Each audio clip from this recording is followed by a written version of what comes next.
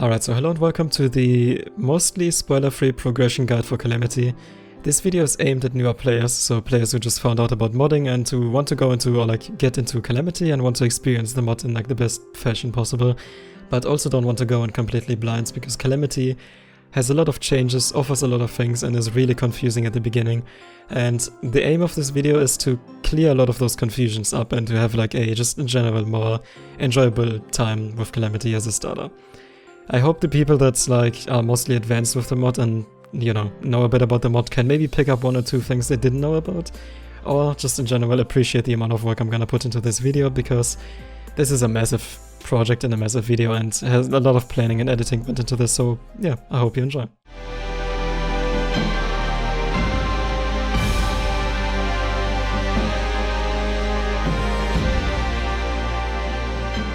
So for the opening chapter, I'm gonna be talking about what exactly the items are you get started with or thrown into a world with. If you create a character with Calamity, you have a starter bag, the Revengeance spawner or this enabler, Death Mode enabler, Defiled enabler, and the Iron Heart. So as for starter bag, it's the beginning bag that is supposed to skip most of the annoying early game or just make early game a bit more pleasant. It's your choice to use it, it's not forced of course, so if you want to use it, you can. It gives you stuff like a slime staff, it gives you bombs in general, it gives you a lot of stuff that generally makes early game a lot more pleasant if you are not the biggest fan of early game. Revengeance is a difficulty that I will talk about more in detail in chapter 1. And it is a unique difficulty for Calamity. If I would recommend anything for a first playthrough, I would say that you should go Revengeance, because Revengeance changes a lot of things, adds a lot of unique changes, makes bosses a lot more fun, makes loot a lot more unique, and adds a couple of really good drops. So Revengeance is worth it, but be aware, it is not an easy mode and it will definitely challenge you in your first playthrough. Death Mode is another story. It's basically the improved difficulty and the highest difficulty you can play in the mod. It is way above Revengeance and it is crazy difficult, so if you want a really good challenge, I would definitely not recommend to do this in your first playthrough, no matter what. Second playthrough is fine if you already experienced the mod, but for your first playthrough you should definitely go Revengeance or maybe Expert Mode if you're not feeling confident enough. But Death Mode is another story. It's really difficult and honestly I wouldn't recommend it unless you have some experience in the mod already. Talking about being good at the game, Defiled mode is about the same. What Defiled does is it removes most of your flight time, I think it leaves 5% of flight time or maybe even less. So even with the best boots you don't get more than a second of flight time. And it makes it so that enemies can critically hit you, which ends up doing double the damage and becomes really devastating at the later parts of the game. So Defiled is risky, however the benefit or the payoff is that enemies drop 50% more money, and that everything that has a drop chance below 5% is being increased to 5%.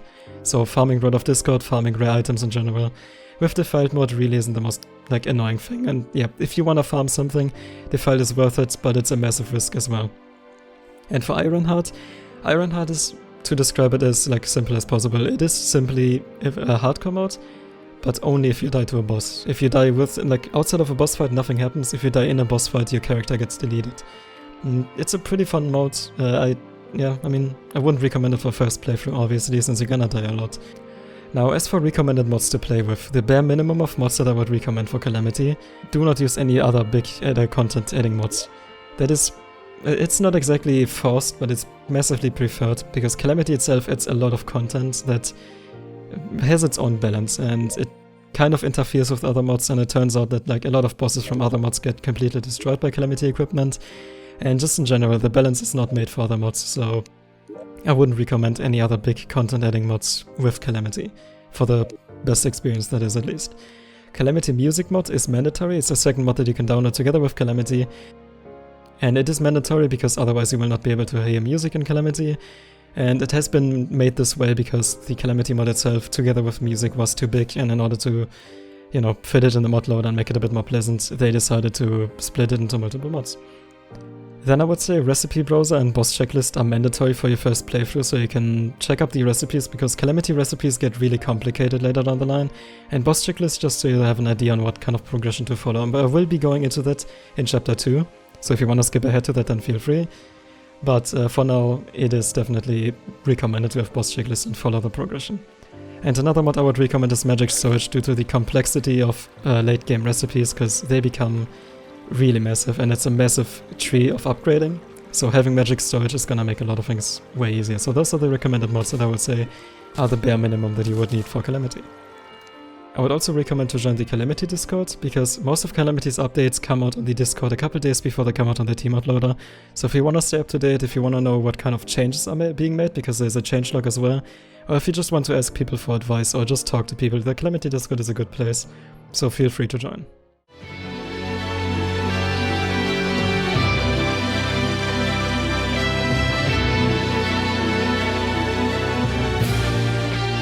Calamity adds a lot of new mechanics, like for example Rage and Adrenaline, which enhance the gameplay experience by a lot and keep balance intact.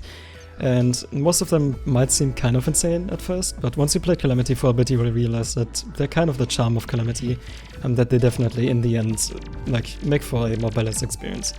The first ones being Rage and Adrenaline, which are the two bars that you get once you enable Revengeance. Those are Revengeance and Death Mode exclusive. And basically Rage works so that if you get hit in a boss fight by an enemy or by a boss, it fills up, and once it's completely filled up you can use it with a hotkey, and it will increase your damage for a short amount of time, I think 5 seconds. And the same goes for Adrenaline, but Adrenaline is way stronger than Rage, and in order to build up Adrenaline you have to not get hit in a boss fight. So there are certain upgrades that I'm gonna be talking about later that you get throughout the playthrough, but it starts at I think 45 seconds. So if you don't get hit in a boss fight for 45 seconds, you have a full Adrenaline bar, then you can use Adrenaline with a hotkey and just deal insane amounts of damage. Those two mechanics are sort of like a side add-on or just a small fun addition in Revengeance, and Death Mode is basically dependent on Adrenaline, because a lot of boss fights are balanced around having the damage increase, and a lot of bosses are balanced around that. For example, Queen Bee has 10,000 HP I think. So yeah, those mechanics are mandatory in Death Mode, and in Revengeance is just a nice addition that gives you a bit of extra damage but doesn't overdo it. Then Calamity adds a lot of caps, or like hard and soft caps. In case you don't know, hard cap means that once you reach a certain amount of a percentage or increase, it is completely set and you cannot go above it. Soft cap means if you hit a certain amount of, or like percentage, you can still go above it, but with massive diminishing returns. In most cases it's like 90%. And the things you need to know is that life regen is soft cap at 18, iframes are hard capped at 2 seconds, you cannot get above 2 seconds no matter what you do. Damage reduction is soft cap at 33%. However, again, diminishing returns, you can go above 33%, it's just not recommended. And lifesteal got nerfed massively in Calamity, it's not as good as in Vanilla, so you cannot rely on it. And melee speed has a soft cap as well at 30%, which is, as far as I know, Revengeance and Death Mode exclusive. Summoner is being changed a lot in Calamity, because when you have a summoner active and you have a non-summoner weapon in your hand, or like, you know, anything that does damage but not summon damage, then you will actually deal 33% less damage with that summon weapon, that is. So in order to play summoner you either have to have some form of tool in your hand, the Rod of Discord, or a summoner weapon, and for that you get 10% damage increase for your summons. So Summoner is meant as a pure Summoner class and not a support class, because if you use Summoner on top of something else, it simply doesn't do as much damage as you would like it to. So yeah, you either go full Summoner or you just have a slight damage increase to the, on the side. As far as Vanilla goes, Calamity nerfs a lot of Vanilla sequence breaks. For example, Meteor Armor does not give you infinite ammo on the Space Gun. It only reduces the mana cost by 50%, and then we also have the infamous Stormbow and Holy Arrows, which are both nerfed, and there's a lot more that you can experience and discover yourself. It is recommended though to not go with the usual vanilla meta, because most of the really overpowered vanilla stuff is nerfed in Calamity to the point where it's still usable, but it's not as broken as it used to be. Aside from the vanilla changes, Calamity also changes a couple of other things. For example, it adds a pretty big surprise in the sky, so feel free to go and explore it. Changes a lot of the loot pools, so a lot of enemies drop more stuff, they drop it more regularly, and in general it's just way better, especially with modded items, and a lot of like rare vanilla items are way easier to get in Calamity, or have a recipe that you can follow. For example, Rod of Discord is craftable, then ice skates are craftable, stuff like that. And then it changes a couple of smaller things, for example the amount of enemies you need to kill for a lunar pillar to open. It makes the old man, guide and cultist respawn way quicker, and stuff like that in general, just a lot of quality of life stuff.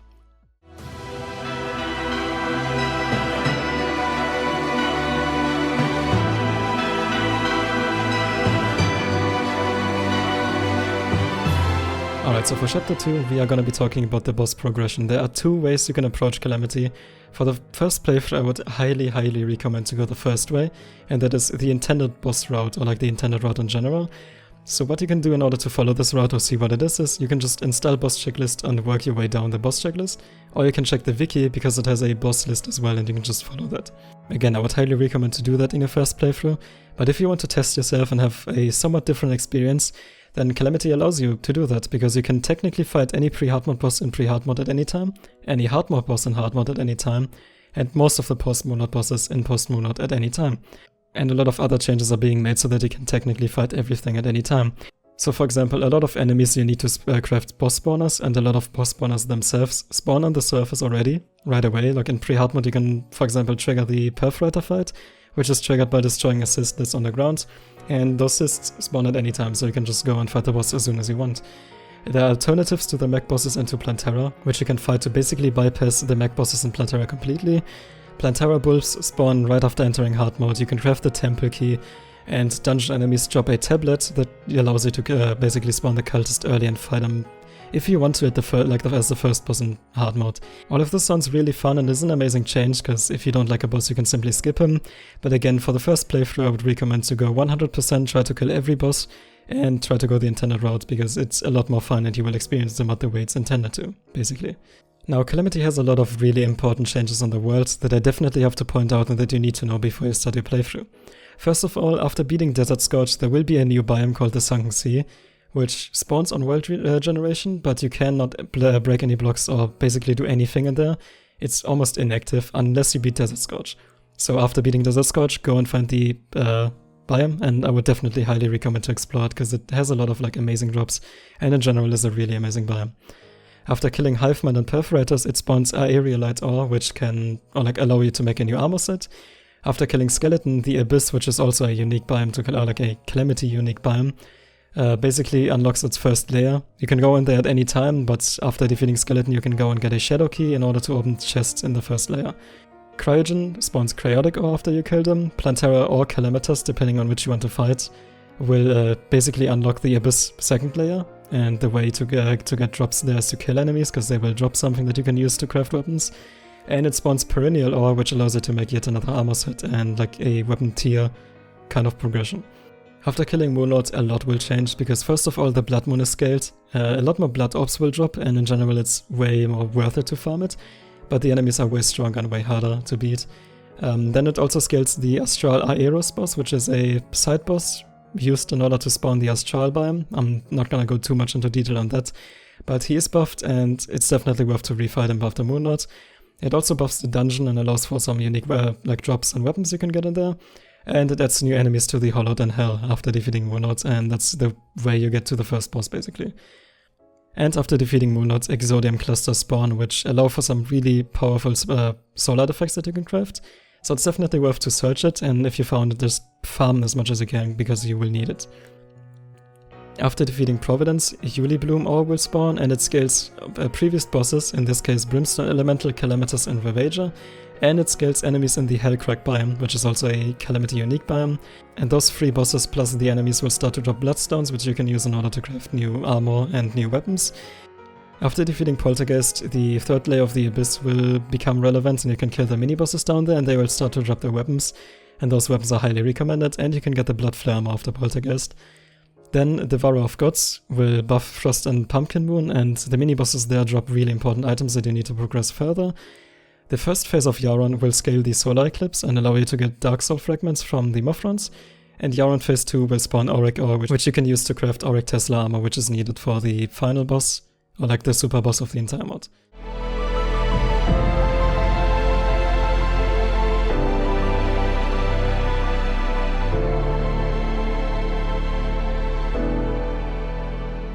As for general progression, we have a lot of upgrades in Calamity that are permanent.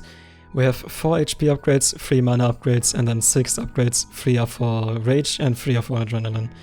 You can get 2 out of 4 HP upgrades and 2 out of 3 mana upgrades in hard mode.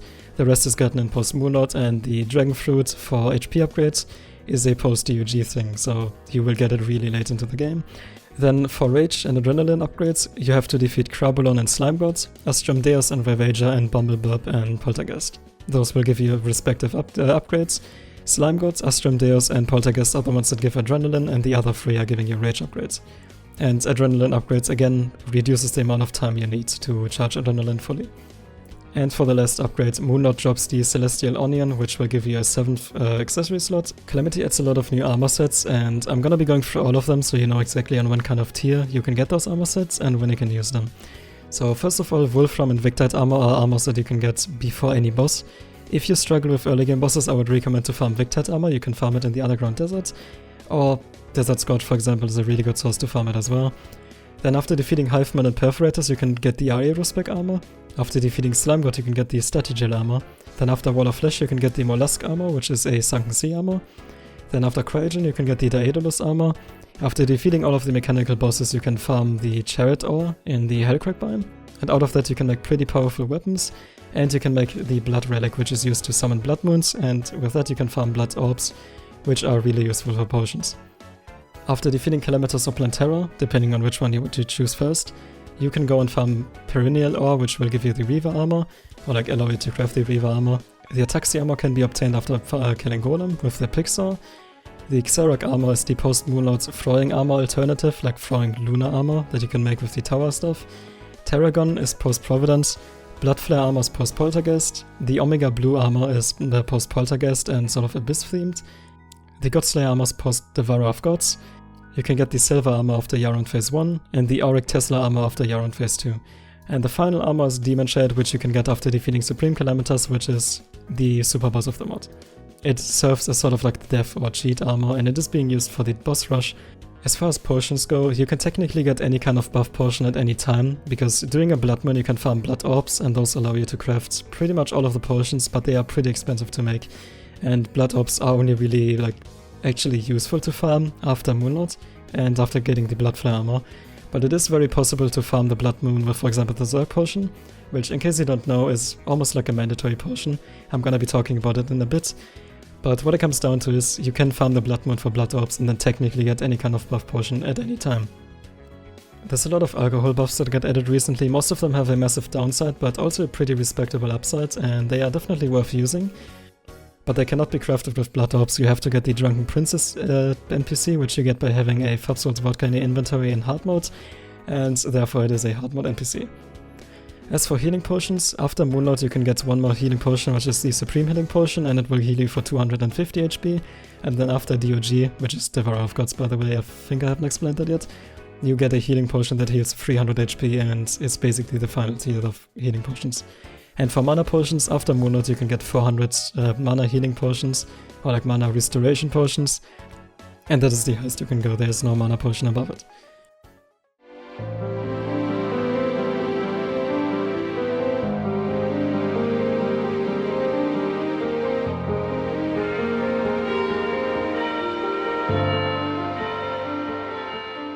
And to finish the video, I want to give you a couple of tips and a bit of advice that I would definitely recommend, like the most important things and the most like surface level things that you should know about the mod before you get started. Don't give up, no matter what happens. Bosses in Calamity are different to vanilla bosses, they are way more difficult and based around like actually dodging. You cannot, like at least in Revengeance and Death mode, tanking bosses becomes really difficult, so don't give up, keep retrying until you learn the boss. It's gonna take a couple of deaths on most bosses, like that is guaranteed. Keep your equipment up to date, always try to follow the progression that I've just shown, check the wiki, ask people for advice, like don't be afraid to ask for advice in the Calamity Discord, and use Recipe Browser whenever you can or whenever you find an item that you don't know about. Get the Rod of Discord as soon as you can. You can craft it as soon as you enter hard mode by fishing Chaos Fish, and it is totally worth it. Rod of Discord is insanely important in Calamity, especially on the Revengeance and Death mode. A sort of side tip is that Calamity NPCs and the Calamity biomes mostly have the like strongest kind of items you can get at a certain tier, so definitely try to always be up to date with those kind of items and with the NPC drops. And take your time to build arenas on most of the bosses. Bosses in Calamity are complex, like I already said, and just having a single layer of platforms most of the time won't do it, so be sure to try different things until you find something that works for you, that goes for both equipment and arenas. And one more really important thing, give weapons a chance even if the base stats look bad, because a lot of weapons have really unique effects that make them really good in the end. Like some of the best weapons have the lowest base stats, and trust me, it is worth it to try every weapon that you find and every weapon that might seem interesting. So go out of your way to farm as much as you can. Calamity definitely rewards it, and there's a lot of things like mining speed or whatnot that definitely supports farming, so yeah, that's all I wanted to say. There's an insane amount of work in this video. It took me multiple days and multiple hours of just working, and I'm really happy with the outcome. I hope you enjoyed it as well. I hope I could help a couple of newcomers, or maybe even a couple of advanced players who didn't know about some of this stuff. And with that being said, thanks for watching and see you in the next one.